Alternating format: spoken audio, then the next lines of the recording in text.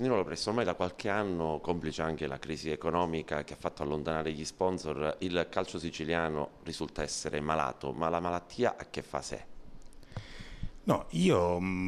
quello che dice lei è vero, c'è una crisi che è una crisi nazionale, una crisi internazionale, una crisi mondiale, e però vi devo dire, poiché la Sicilia ha vissuto sempre in un periodo di crisi, noi anche l'anno scorso abbiamo chiuso gli organici del campionato così come previsto e quindi come dire non abbiamo un decremento. Quest'anno notiamo che al nord i colleghi dirigenti, diciamo i presidenti dei comitati regionali del nord, mi riferisco a quelli del Veneto, quelli della Lombardia, parlano loro di un decremento del 20% di squadre che si iscriveranno,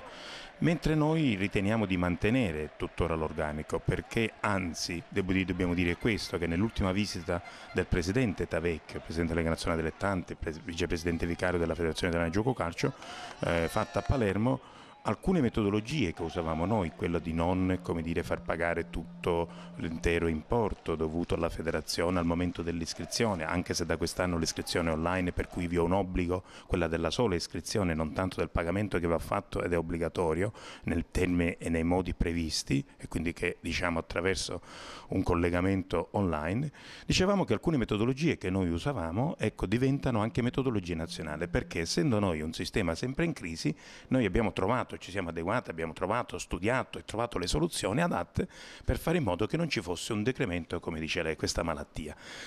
Questo è vero, io spero che anche quest'anno, e vi devo dire da quello che noi sentiamo, l'altro giorno sono stati, come abbiamo fatto un consiglio in cui abbiamo stabilito tutte le date di scadenza per quanto riguarda l'iscrizione, per quanto riguarda i ripescaggi, per quanto riguarda quindi tutte le procedure che riguardano le società della Lega Nazionale Dilettanti dall'eccellenza diciamo in giù, bene, noi pensiamo di riconfermare l'organico, quindi io direi che da qui a un mese ecco, ci potremmo capire meglio, potremmo anche risentirci, rivederci e capire meglio se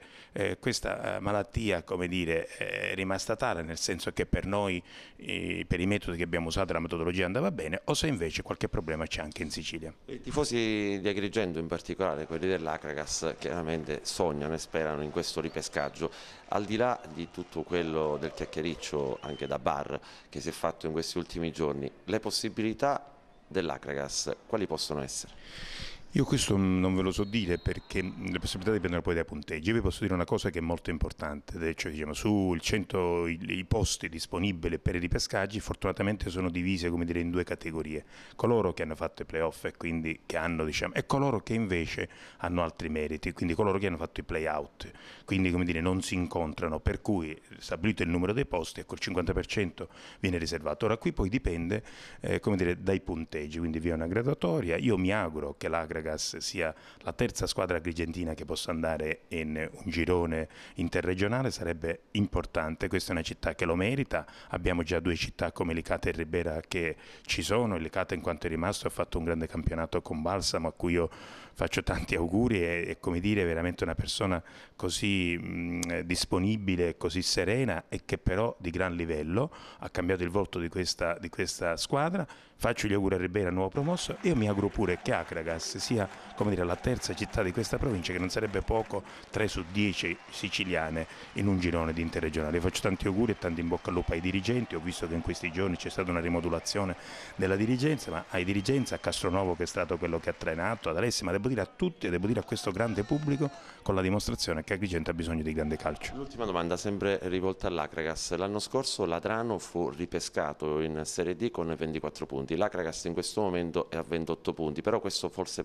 vuol dire tutto e niente. Io non lo so i punti, però l'Adrano fu ripescato, veniva dai playout, quindi aveva perso, era stata retrocessa e quindi hanno come dire una graduatoria. Noi facciamo i playoff, che è un'altra graduatoria ed è importante, però i punti, come dire, lo vedo, io presiedo quella regionale dei ripescaggi, la commissione ripescaggi, un anno i punti hanno un'importanza, l'anno dopo niente, non valgono più perché tu poi ci sono tante società di un centro importante oppure che ha altri titoli che noi non conosciamo e di colpo, come dire, non è una cosa standardizzata, dipende da chi quell'anno presenta. Io però dico e penso che ci siano buone possibilità, noi gli saremo vicino per quello che può servire, ecco, alla dirigenza in termini di competenza, di aiuto e poi voglio dire sarà il punteggi, ma io gli faccio un vero in bocca al lupo, perché una stagione importante, quella dell'Agregas, è solo all'ultimo, ecco, non siamo riusciti con quella bellissima cornice di pubblico a farcela. Io faccio veramente tanti auguri e, come dicevo, Agrigento ha bisogno, così come già negli altri due grossi centri,